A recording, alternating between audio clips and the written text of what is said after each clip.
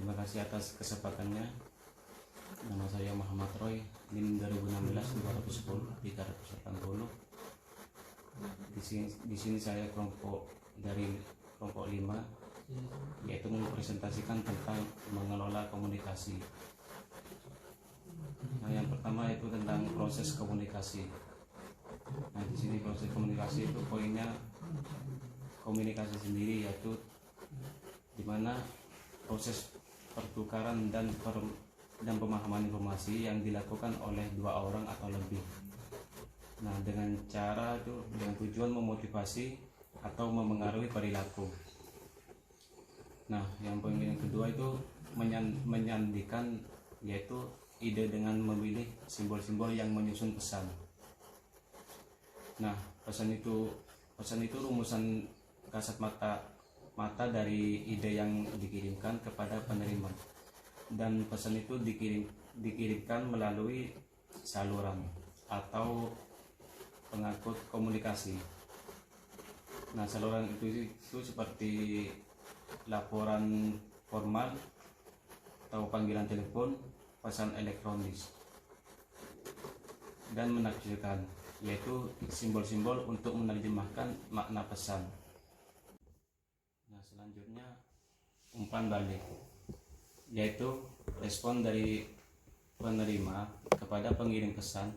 Nah, umpan balik itu sendiri merupakan sarana ampuh untuk efektivitas komunikasi, untuk memungkinkan pengirim itu mengetahui apakah penerima menafsirkan pesan dengan tepat. Nah, selanjutnya yaitu tentang berkomunikasi dengan orang lain. Nah, tentang berkomunikasi itu sendiri ada 5. Nah, yang pertama itu saluran komunikasi. Seorang manajer dapat membahas suatu masalah, semisal dengan mengirim email atau dengan bertatap muka langsung atau membuat panggilan telepon.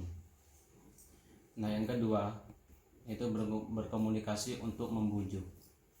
Nah, dengan memengaruhi orang lain dengan cara menghindari kecemasan komunikasi seperti tingkat ketakutan atau kegelisahan seseorang terhadap komunikasi nyata. Terima kasih.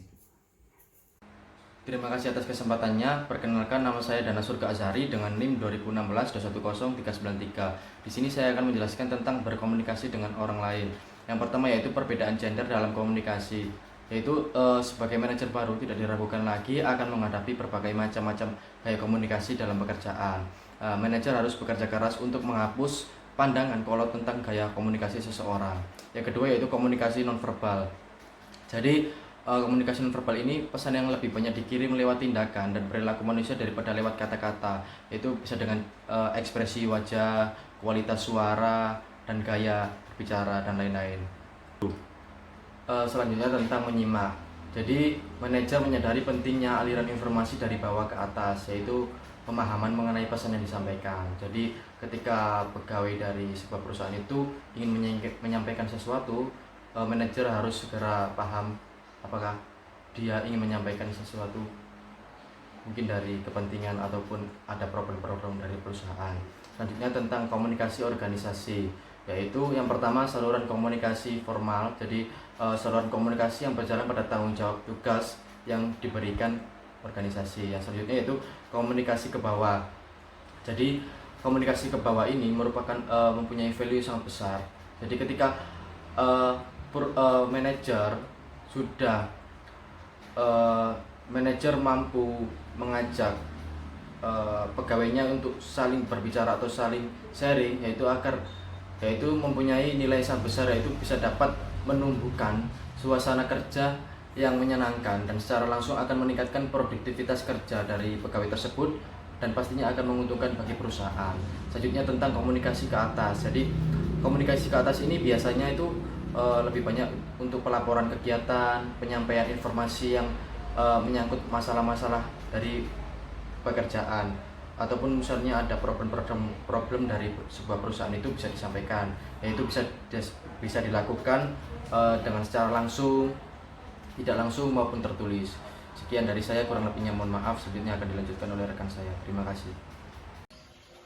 Assalamualaikum warahmatullahi wabarakatuh. Terima kasih atas kesempatannya. Di sini nama saya Imam Prasetyo Nugroho, Dekanim 2016-210477. Di sini saya akan melanjutkan presentasi dari rekan saya, dan di sini adalah komunikasi horizontal.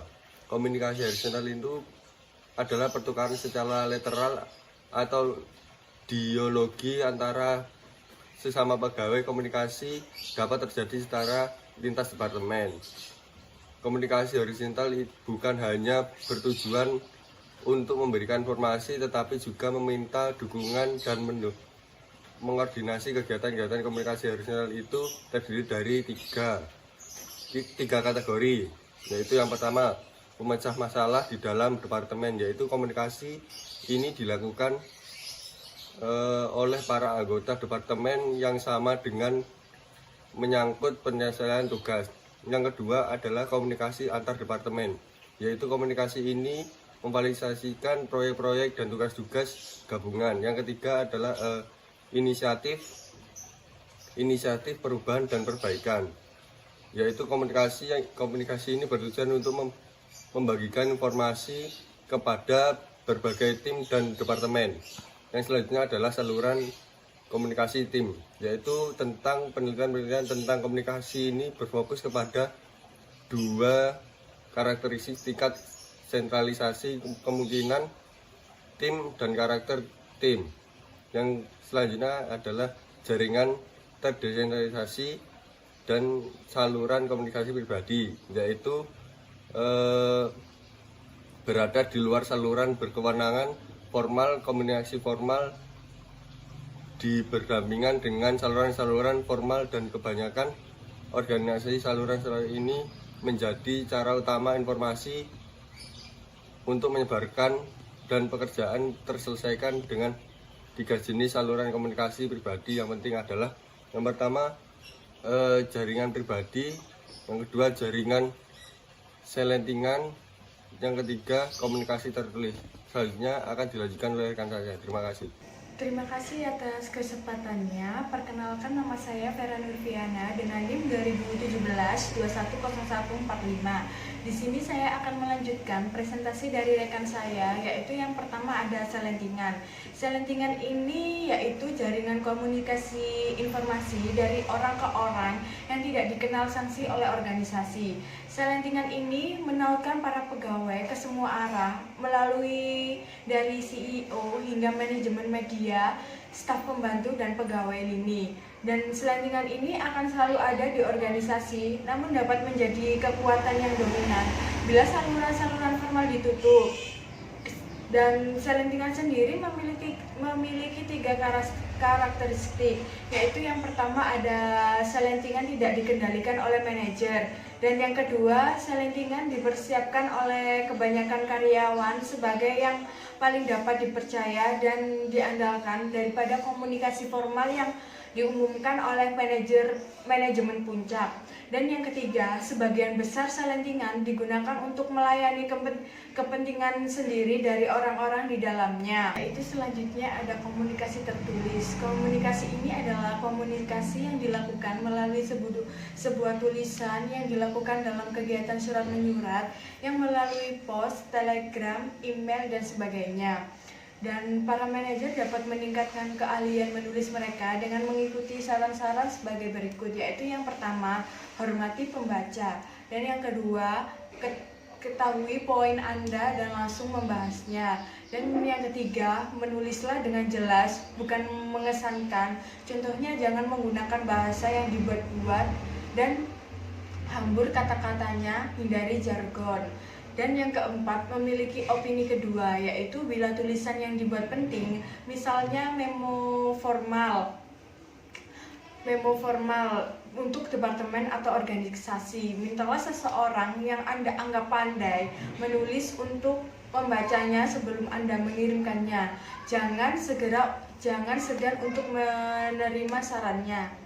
Yaitu selanjutnya ada dialog. Dialog sendiri adalah proses komunikasi kelompok yang di dalamnya orang-orang menciptakan aliran makna yang memungkinkan mereka saling memahami dan berbagai sudut pandang.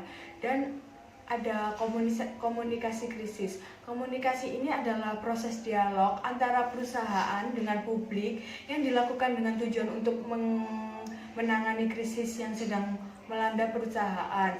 Dan ada 4 keahlian yang dapat manajer kembangkan dalam mengomunikasikan krisis, yaitu yang pertama, ada fokus Anda. Jadi para komunitor krisis yang baik tidak membiarkan diri mereka kewalahan dengan situasi yang ada.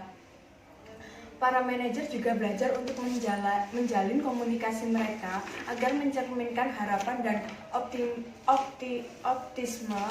optimisme pada saat yang sama mereka mengakui kesulitan-kesulitan yang sedang dihadapi.